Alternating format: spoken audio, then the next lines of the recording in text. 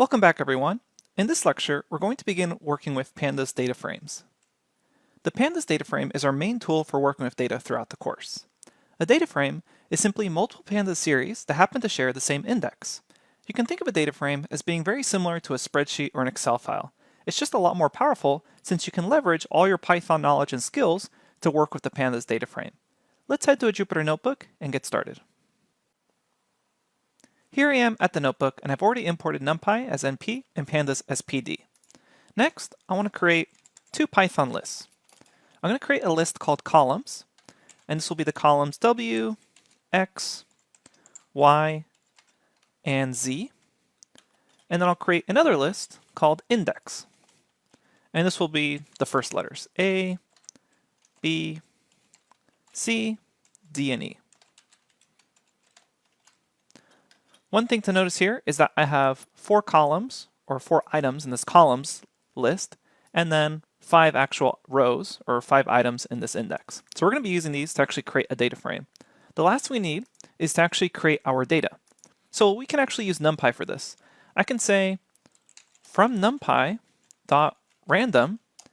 import rand int. Go ahead and run that cell, and since we ran that cell, in the very next one, we should be able to then see the documentation string. And basically what this does is it returns random integers spaced between the low number and the high number, and then you can actually specify a size. So we've seen this before with NumPy. What we're going to do is to make sure that we get the same numbers together, I'm going to ask for data is equal to rand int, numbers from -100 to 100 in shape 5 by 4. So 5 rows by 4 columns. But if I just run this, and then check for my data, I'm going to get some random numbers. And if you do the same thing, your random numbers aren't going to be the same as mine. So to make sure you can follow along, let's go ahead and set a seed. In the exact same cell as we're calling random integer, what we'll do is we'll say np random.seed, and then I'll set the seed to 42. And again, 42 is just an arbitrary choice. What you need to do is make sure that these 2 lines are in the exact same cell when you run them. That way, when you actually call the data, you'll get these exact same numbers. If you did not get these exact same numbers, please go ahead and review our notebook or review this video closely. Next, we want to show you how to actually create the Pandas data frame. So if we say pd.dataframe, one thing to notice that sometimes confuses beginners is this F is actually capitalized. So keep that in mind. Next, we'll go ahead and do Shift-Tab to see the init signature or the doc string. We can see we have essentially 3 main parameters: the data, the index, and the columns. This is essentially a Pandas series that happens to add information with the columns. So previously our series just took in data and some labeled index. Now we have one more that we can take in, which is columns. So we'll go ahead and say, pass in our data, our index, and our columns. Run that, and after you run data frame, you should be able to see this nicely formatted data frame. Keep in mind, depending on what version of Jupyter you're using, the actual format display may be slightly different. But in the version of Jupyter that's provided in the environment, what happens is you get this nice little highlighting effect. So I have this labeled index, A, B, C, D, E. Those are the actual row names, and then the column names are W, X, Y, Z. So let's go ahead and review how to select and index, essentially learning the various methods to grab data from a data frame. We can imagine that when we're reading in data, these rows are essentially going to be data points, and these columns will be features or labels. So let's start with columns. How do we grab a single column? Well, we can simply say df, and then in square braces, pass in the column name. Note that this returns back a series, essentially proving to us that a Pandas data frame, the columns are all just Pandas series that happen to share the same index values. And we can confirm this by checking the type here, and it returns back that it's a series. If I just check the type of df, it returns back that it's a data frame. And if you're able to understand that concept, you're basically able to understand the main ideas behind Pandas, is that we have this structure of series that we can join together by some common index to get this nice data frame. So in order to select just a single column, we say df, and then in square braces or brackets, we go ahead and pass in the single column. Now let's imagine I wanted to grab more than one column. Well, the way we do that is we actually pass in a list of column names. So then we get these double bracket notation. And the reason it's double bracket is because we're actually passing in a list of columns. So let's imagine I wanted columns W and Z. Well, I run this, and now I get back a data frame since I've asked for more than one column. So the double bracket notation is because I'm passing in a list of column names. And they don't have to be in order. I could say Z and then W, run it, and I could get it back out of order. So again, data frame columns are just series. Let's imagine we wanted to create a new column based off some old columns. This is really common in what's known as feature engineering, so we'll be seeing this a lot. What we can do is we call a column as if it already exists. Keep in mind, if I run this right now, I'll get a type error or a key error, basically saying, hey, I can't actually find that new column because it doesn't exist yet. But what we're going to do is in order to create a new column, we simply reference it as if it already exists and then give the formulation for what we want to construct it based off the old columns. And later on, we'll see that we can assign this based off of other data frames and other data sources.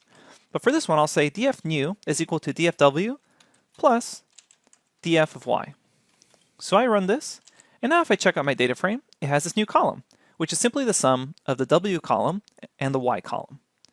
Now, let's go ahead and show you how you can remove a column. Sometimes we're going to have features in our data that are not useful to us or are just noisy or they're missing too much data, so we want to remove them. The way we can do that is we say df.drop, and then we're going to say the name of the column we want to remove. Or we could pass in a list of columns we wanted to remove. Now, if I just say df.drop new, a common mistake that beginners do is they just run this and they'll get an error. And the reason is because if we take a look at Shift Tab here, access equal to 0 is the default access for drop. And access equal to 0 actually refers to the rows. So what we need to do is specify that I'm dropping this along access is equal to 1, essentially meaning look for the column labeled new, not the index. And then when I run this, notice I no longer have this new column in my output here. Keep in mind, this is not an in-place dropping. So if I call df again, it's actually still there. So one way I can make sure this is permanent is I could reassign df is equal to df.drop new, access is equal to 1. I run that, and now when I call df, new is definitely no longer there. That's a permanent change. So go ahead and do this reassignment in case you want to have it. Another way to do it is you can actually specify in place is equal to true. However, you should keep in mind that future versions of Pandas actually are going to remove this in place parameter. So that's why we recommend doing this sort of reassignment. Okay, so we learned how to select a single column, how to select multiple columns, how to create a new column, and how to remove a column. Let's go ahead and see those same operations, but for rows.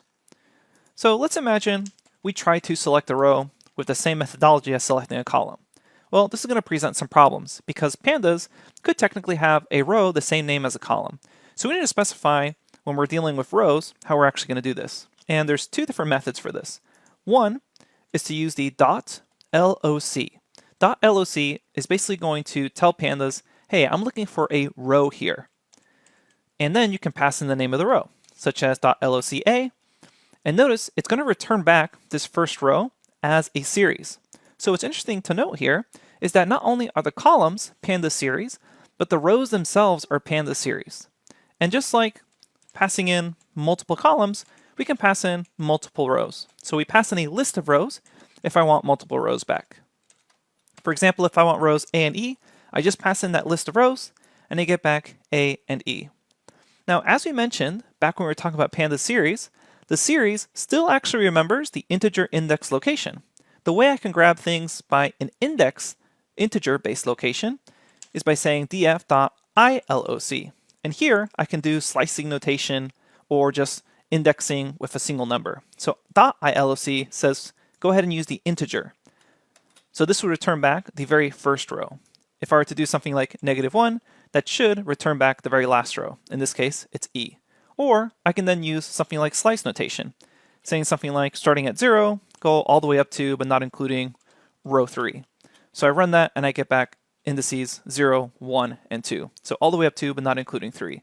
So the exact same slice notation that a normal Python list uses. Next, we can also drop rows by name.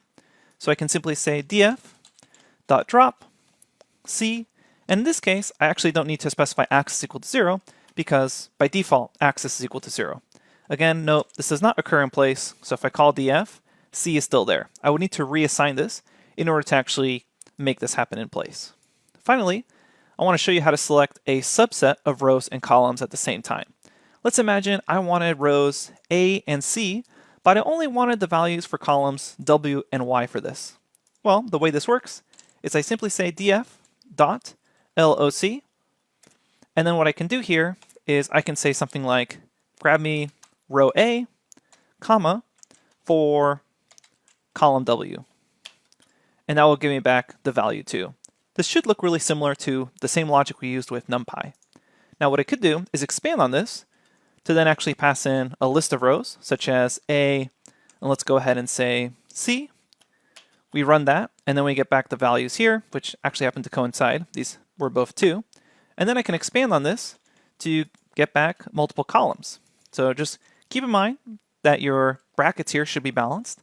Let's go ahead and ask for W, or excuse me, Y and W, and then we get back this result.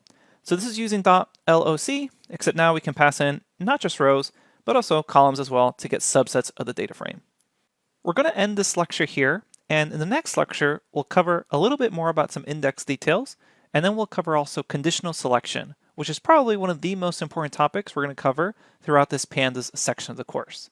So definitely check out part 2 in the very next lecture. We'll continue right where we left off. I'll see you there.